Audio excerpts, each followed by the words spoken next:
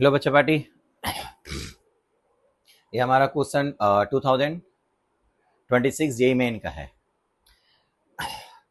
A spherical ball of mass 2 kg falls from a height of 10 meter and is brought to rest after penetrating 10 centimeter into the sand. The average force exerted by the sand on the ball is कितना होगा?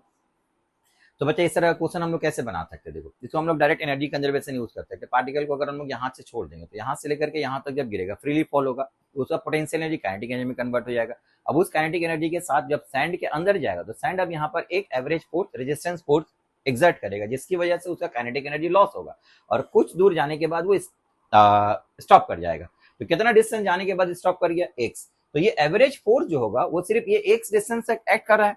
तो इस average force की वजह से जो displacement हो रहा है दैट इज एक्स। तो फोर्स की वजह से जो वर्क डन होगा that will be F into X and that F into X will be equal to loss of potential energy because particle finally जाकर के स्टॉप हो जा रहा है। तो टोटल पोटेंशियल एनर्जी जो लॉस हो रहा है that is equal to M G H plus X and this loss of potential energy we can say is converted to M G H plus X is equal to the work done due to the this resistive force. तो ये resistive force अगर F होगा which is here we can consider the average force exerted by the sand into displacement जिसके against में इस force के against में displacement x हुआ तो work done equal to loss of potential energy.